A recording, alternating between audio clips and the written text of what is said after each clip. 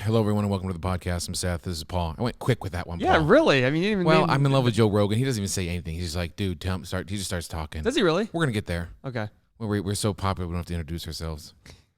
I think it's still important to introduce yourself either way, or is that pretentious? This is Paul. I'm wearing a white belt. I thought about wearing my Letterman's jacket to the reunion, the 20-year. You need to. 1,000%. I just got it out of mothballs out of the attic. Does it still fit? Well, of course, dude. It does fit because I weigh about 5 pounds more than I did in high school. That's right. You did say that. You did say that. I worry about. I talked to a guy last night. Yeah. He said in high school, as a junior, he weighed 130 pounds. Okay. He weighs 340 pounds now. Like, I've met some people that have doubled their weight since high school, tripled it. Yeah, it's almost a tripling right there. Speaking of sports, this is what I wanted to have you on. Oh, let's hear this. So I don't know this topic. Seth said to me today, I have a topic for us to discuss. I said, don't tell me, because I want to walk in and... Gio tried out for basketball, my 9-year-old. Oh, excellent. How'd it go? There were 28 kids. Yes. And earlier in his life, he was pretty good at basketball. He was pretty committed to it. And now he's not. Okay. Not in comparison, I think, to normal 4-year-olds. 4-year-olds? Excuse me, 4th graders is what I mean to say. So we get there. So I'm shocked to see there are kids in 4th grade, and I'm not talking like they're doing like Euro steps. Come on. Mid-ball fake Euro steps, finishing with a finger roll at the front of the rim. And my little guy's like slapping the ball, kind of running around like an idiot. And it was very eye-opening, okay? And so I guess they're going to form 2 teams and then cut the rest. So we get the email. They took 8 on the first team, not my kid. They took 9 on the second team, not my kid, out of 28. My kid's in the 10 of the back. Yeah. I didn't think he was 10 in the back, but of course every kid thinks, but maybe he is. I mean, like, right. Again, in comparison to some of these kids, like, it's ridiculous. So where are we coming from? Like, last year he played just in a school league. So it's him coupled with kids who not only probably don't want to be there, but they've never shot a ball before at all. So the competition level's very low. Different. You got some people who are committed, some people who've never even played. Then we jump up to this. We're in West Akron. So apparently it's an incredibly competitive sporting place. And so they say, hey, listen, let's form a 3rd team. We'll call it our C team. We'll try and get in a league. And then I got a call from saying we need a coach. Well, here we go. You're the coach. I mean, it's either my kid doesn't play basketball, which he loves. I love coaching too and working with kids. I'm pretty good at it. And so I said, hey, look, I'll fall on the sword here if I can have some help. Like, I travel a lot for my business, so sometimes I can't be there, especially on the weekends. Right. And so if I can have some help, like a little bit of a backup, and some guy said he would help me. And this is where I had this eye-opening phone call. So why is my kid on the bottom 3rd and these Giannis Antetokounmpo kids are on the top 3rd? He said to me, those kids that you see up there, my kid played 8 basketball games last year in a church league. These kids, not only do they play all year long, their travel season is 42 games. Yeah, they have more experience. When did it come to this, Paul? Listen, it's just... So here's the other I would think. I'm now meeting parents in my new my new district here. Yeah. And all they talk about is their sporting achievements and their kids' sporting achievements. They literally say, hi, I'm this. I met some dude at a barbecue. He's like 50-something years old telling me about playoff games from 87. Like, he would introduce his kid like, oh, there's my kid, so on and so forth. He's an amazing wrestler and football player. And I'm like, why are you that's not how I introduce my children. Like, it's not like... Well, it's what we attach our self-worth to, right? So here's the question, Paul. What's the question? Coming from a guy who was surrounded with a bunch of other guys who was really committed to sports his whole life, talking to another guy who was really committed to finance and growing business. Yeah. What is your perspective? Because the more nerds I meet from high school, like yourself, who have all the money, and the more jocks I meet, there's I just see different life paths. I don't want to pigeonhole anybody into anything. Of course not. Because how many of my nerd friends are doing well? Listen, there were nerds like that we went to high school with where I'm like, yeah, they're losers. You know what I mean? I'm like, we're part of the nerd group, but they're losers today. Okay. I think sports can be used for business long term about teaching the fundamentals of it. But then when you get somebody like that who's like, hey, I'm Joe Schmo, and in 1987 I was the MVP of like, as he's talking to me, I'm like, why are you telling me that? I don't care at all. Well, yeah, and to me, my comment back is, congratulations. Did you make it to the NBA? No, okay, then stop. Nobody does. I mean, yeah, it's like, come on. Listen, it's about being well balanced and realizing that, yeah, if you want to take sports very seriously, take sports very seriously. But that doesn't mean that you got to be ready for letdown. But when it comes to academics or what you're doing outside of it, I mean, that's the thing I try to teach at Walsh so much is you might be cool and popular now, and you might be the hot guy now or the hot chick now. That's going to end at some point. You know what I mean? You got to be able to, I always say this. When I hear people say that college is the best time of their life, I go, wow, you're going to have a terrible life. Like, I always tell people, you should leave college and you should look back on your deathbed and go, I always say every year is better than the last year for me. And I'm not saying to pat myself on the back. Yeah. I really make an effort to make sure I'm getting better every year. There are a lot of jocks who are doing well. Look at you, Seth. You were the jock, but you're also very smart too. I mean, PhD in chemistry. Yeah. But you were a jock in high school, were you not? Yeah. You were part of the Caucasian invasion. That's right. Our intramural basketball team. Didn't you guys win something or other? Multiple intramural championships, of course, Paul. I mean, why didn't you tell that guy that? Haven't our viewers heard? I guess I was a healthy mix of both. Yeah, you were. And I haven't been that overbearing dad, but like, I'm like you. I'm trying to relate this experience into like life experiences. Was Gio upset? Well, the funny part is I've been telling him for months this is going to happen if he continues to not practice basketball. Which is a good thing to do. I mean, listen, I'm not a parent, but I think to myself, I wish at the end of the day, your effort is gonna lead to your outcome, right? Yeah. That's what I'm trying to, and I say explain that to a 9-year-old though sometimes. I know, and it goes to like the way he reads, the way he writes, the way he, his habits of schoolwork, and then I'm back and forth. So I'm back and forth because I go to the cookout and listen to the parents who are ending up like I don't want to end up, but then I'm also coaching my kid to end up that way. Like, I'm currently in the mix of like, do my kids have to go to college? And I still think they should go to college. And so does my wife. And maybe I need to rephrase. I would love for my children, by the time they're 18, to have the mindset that college is not a stepping stone to go work for someone else. That's all I want. I think it's good. Because no one told me. I must have had, my folks didn't go to college and didn't really have self-employment type jobs. So no one ever told me that I don't have to follow the crowd and then work for someone else. Not that that's a bad thing. I know we talk about like when people say, but now I've really opened my eyes so you can do anything. I see so many people doing anything and coming up with their own careers, of course, that they're very passionate about. And so I would just love my kids to have the mindset of, because I didn't. I kept following the crowd. I got a PhD. That's not really the crowd, but I get what you're saying.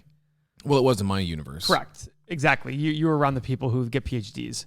Yeah, and so like, but it's just so I don't know how much to push the kids versus say, you know what, let's just have fun. How much fun have we had playing basketball together? It's not organized, but I'm judging how much fun did I have playing organized sports versus just dicking around with my friends and having a good time. Well, I think there's benefits to both, right? Isn't organized sports? I mean, it's really good to have organized sports. One, to be let down. But you didn't do it, right? I mean, I did a little bit. I did like 7th, 8th grade basketball. I did 7th, 8th grade baseball. I did track and field in high school only because it didn't require tryouts. And what'd you do in high school? I did shot put and discus. Oh, okay. In fact, go on. I told this story before. Mr. Ritchie, the track coach, once saw me running away from a very fast kid, and I smoked the kid. The next day in class, Algebra 2 Trig, he comes up to me and goes, I saw you running away from blah, blah, blah yesterday. I said, oh, yeah. He's like, you should run for me. I'm like, nah. I was like, I really don't like the workouts. That was honest to God the reason. Yeah. And I was a fast kid even back then. I'm like, I don't like the workouts. Now, I wish I could go back to that kid and slap him in the face and say, listen, go do the workouts, It'll be fun. You might get some confidence from it. Go do that. It can build confidence. Now, there's multiple theories around that, but at the same token, it'll also teach me being let down. Like, oh yeah, you got fifth place instead of second place or whatever it is, or whatever I was used to in life, but we go back to the same thing about academics. We talk about all the smart kids who get let down because the real world is all about doing the right thing and then ending up with the wrong result. You know what I mean? Yeah, so Gio was upset. I would say somewhat teary-eyed, but it was a great learning point because very early on, which again, no one ever told me, is that I was able to tell him, like, I forewarned this was going to happen, and now you can see that if you don't, set your mind on something and then you hit the real world, they don't care. You know what I've always noticed? Go on. Older people will say, you know what my parents always said? And they repeat the same thing. So I mean that in the sense of we're talking about get shit done. Yeah. I hope my nieces and nephews go, Uncle Paul, you're so annoying with that statement. But then when they get older, what are they going to do? They're going to get shit done. Mm-hmm. Mary talks about the get 6 things done per day. Her dad used to always tell her, he's like, oh, he always annoyed us with get things 6 things. And guess what Mary does every single day? She gets her 6 things done. Guess what she requires of all her managers? Get 6 things done. I mean, somebody once told me, your kids will be annoyed by you, but they'll listen. They'll hear that thing over and over and over again and listen. It's like the one thing I always used to tell Daniel, Lisa's son, when we studied for school is if you put A effort in, you will get A results in the long run. Yeah. You put B effort in, you'll get B results in the long run. If you put C effort in, you'll get C results in the long run. That's just the way it is. In the real world, you can put A effort in and get F outcome. Well, that's true. You can put C effort in and get 8 outcome. Mm-hmm. But still in the real world, if you have 100 situations you put A effort into, you will get A results overall. In school, you are likely to get A results off putting A effort into everything you do. But the real world is a little bit different. The real world requires patience and sticking to a certain plan, right? And hopefully Gio sees this now going, yeah, hopefully he doesn't take it as, I'm done with basketball. Basketball sucks, because that's what can happen. Tough. I know. That's what can happen. And then a lot of parents are like, oh, I'm state champion in this, and my kid's going to do the same thing. It's like how many parents live through their kids, right? With sports. It just, the way they talk about it makes it seem like that's all they live for. Yeah, I don't know. They're just so adamant about it. I mean, I know it attaches their self-worth too much to that one thing, though, because what if they don't? Someday they'll stop. In Moneyball, the statement in Moneyball is we're all at some point we're all told we can't play baseball anymore. Mm-hmm. We don't. It might happen at 18, might happen at 12, might happen at 40, but we're all told. So the question is, you're going to prepare yourself for that day when you're told you can no longer play this sport. Yeah, so that's where I'm at. I'm sort of back and forth. Like I sort of said, Gio, let's just have fun, man. Let's go. But anyway, going back to this team, he said, going back to his basketball team, this guy who's been in this district for a while said, if I want to just go to one practice and see if we have a point guard. Yeah. Like, why does he keep harping on this point guard thing? He's like, if we don't have at least one kid who can bring the ball up, like, he's like, we'll drive an hour to go play an East Cleveland team and lose 50-2. He's like, that happened to me multiple. It's like, if you can't have, because they'll just press and competition, and I'm just like, really? This is. Well, now I think they're not allowing presses anymore. Nah, they even allow presses? That's what he was. I don't know. I would hope at least maybe a half court or something, because it gets ridiculous. But yeah, maybe I'm a softie. There's probably people out there thinking, man, yeah, the idea is to win. We got to coach our kids to win. So if you can beat the crap out of a team by pressing and winning. Listen, I do agree that it's a strategy, but I even think the whole idea of we're going to attach. Listen, my view has changed in the world a lot. Before it used to be, if you're not trying to be the best at what you try to do, don't waste your time doing it. I don't believe that anymore. I used to believe that. I used to literally think to myself, if you're going to play a sport, if you're not trying to go pro, why are you wasting your time? Well, there's still things to enjoy. Sure. There's still things to enjoy. I still, I play tennis, and I'm not trying to become a world-class tennis player. I'm just trying to enjoy it. I'm trying to stay to a level where I can always be competitive with a large number of people. That's it. Yeah. You know what I mean? Chess is the only thing I look at right now. I'm really trying to take it to this big level. But even then, I'm not trying to be the world champion. I'm just sitting there saying, I want to become a master. Okay. That's a very high level. If I don't hit it, though, I'm not going to be bummed. I'm like, hey, I'm still a good chess player. I know in the debate team, you're at the master level. Did Tim catch that one?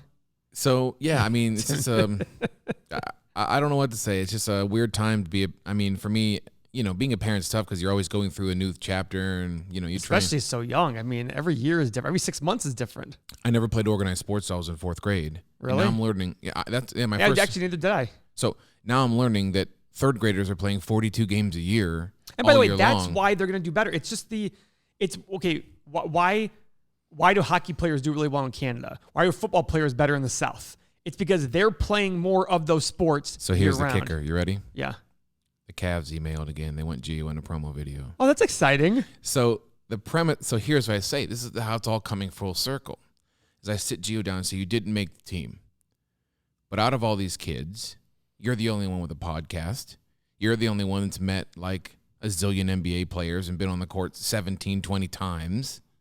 You're the only one where the Beats and the Cavaliers are calling for you and to be in promo videos. And we told him, like, if you want to be that elite basketball player, we can't do soccer, flag football, baseball, traveling.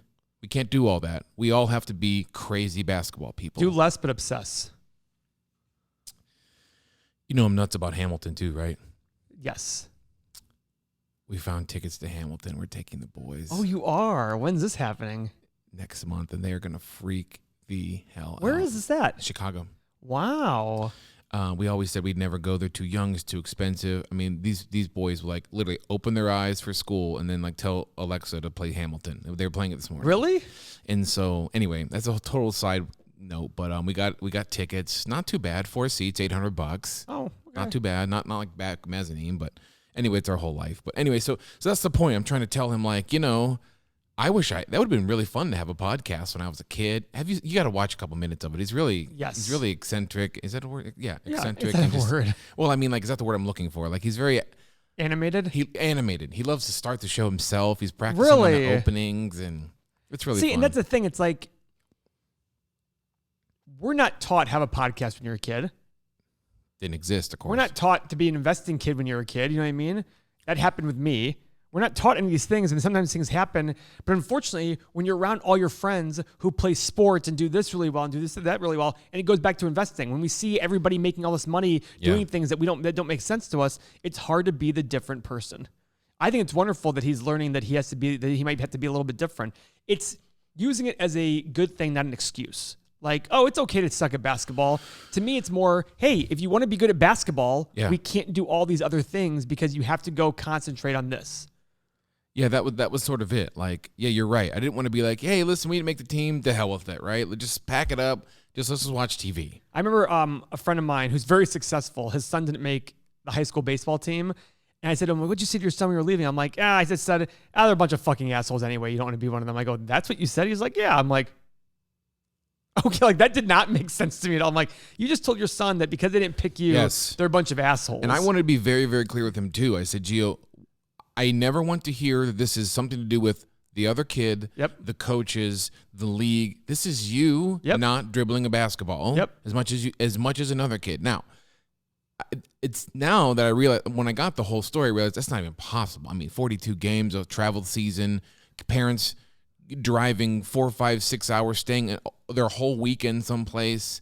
Like, that's just not the way our family is. I'm not saying it's right or wrong. It's just that's not what we do. I mean, like, we drive around and go to Hamilton when we have a spare weekend, So. Yeah, and listen, I'll be honest with you. My personal opinion is that obsession with 18 sports. Oh, the kids are so busy. I'm like, they're not busy. You make them busy. Well, that's it too. That's all I hear. I go to these practices and all the parents talk about, hey, how are you? Oh, I'm super busy. I got 8 kids and they're all in 8 sports. I'm like, and then the other parents is, yeah, me too. Mine's in all this. I'm like, it's just like a dick measuring contest of which kid has in more sports and who's busier. Listen, it's all what you want to do with your kids, but at the same point, it's also the attachment we all give to.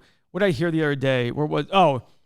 This TED Talk that my chess coach sent me said that they interviewed like a bunch of high school kids and they asked them what success was, and 80% of them said sports. No, making a lot of money. Oh, making a lot of money.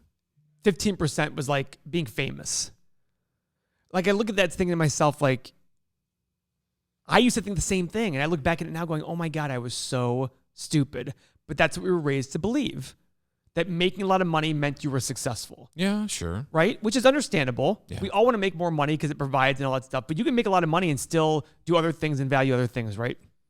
And that's the thing that I go, but with Gio, it's like, hopefully he's seeing the fact that he can go to see Hamilton, he can do the podcast and do that well. You know what I mean? Hamilton's something you're getting for him. The podcast if he wasn't so, I mean, the kid's incredible. I remember Connor, who's the most like animated person I know, being like, I like this kid. Like, that's a pretty impressive thing. Like, Gio's like, what's up, guys? Like, you know what I mean? That's really great because, I mean, like, anyway, I'm really happy with what we've done in that aspect of his life, you know, like shaking someone's hand and saying hello and being open. And it's not surprising when the Cavs call and they want to put him in like another video. And it's just great, you know, it's just cool.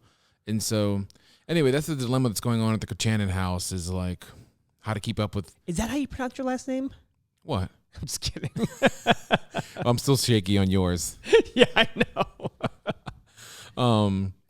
Well, listen, I'll be honest with you. I do not envy having to deal with those things.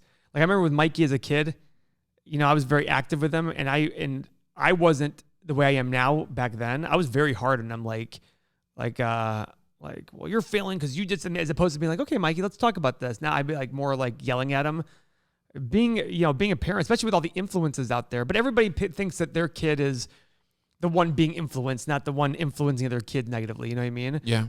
But just being a good kid, that's what matters. And your kids seem pretty good kids. Yeah.